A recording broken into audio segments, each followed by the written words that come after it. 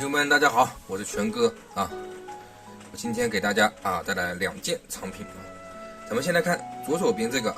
是一个咱们民国时期的一个花鸟题材的一个小茶壶。我先转一圈，给大家欣赏欣赏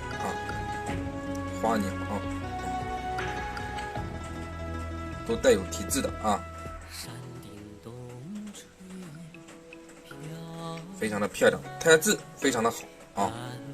非常的透，非常的白咱们来看一下品相盖子呢，这里有个小磕皮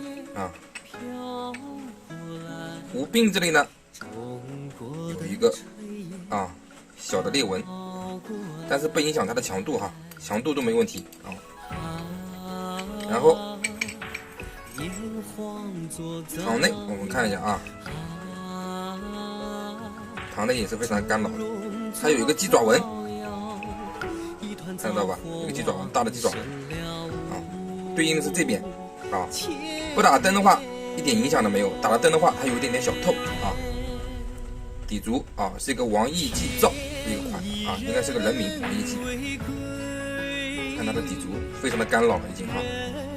像这种的话就是一个民国的一个胎包老到民国一点问题都没有。好的，整体来说还是非常的完整的也非常的漂亮，带了一个圆盖，非常的漂亮。好的，我们来量一下它的尺寸，好吧？尺寸，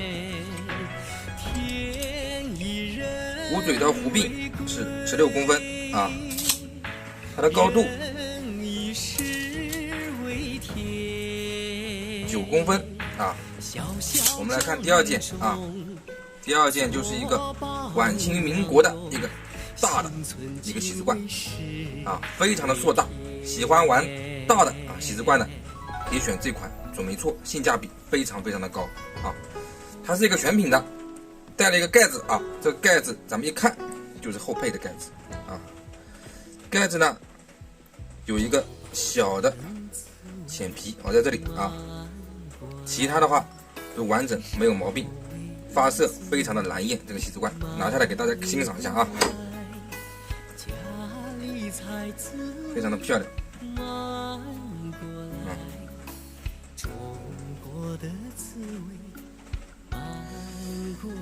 完完整整使用痕迹比较明显，像这种小小的刮痕是有的，因为它是属于一个实用器民用器常用器那古代人天天拿来使用的，你说这种小刮痕会没有吗？那肯定是有的呀，对吧？只要没有冲线没有一些大的伤就没问题。给大家看一下底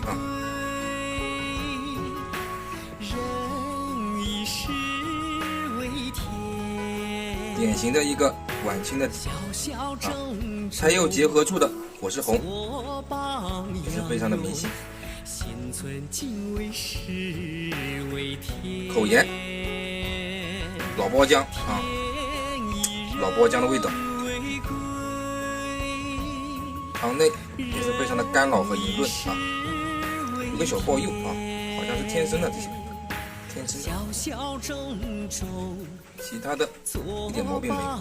有，全品发色蓝艳漂亮。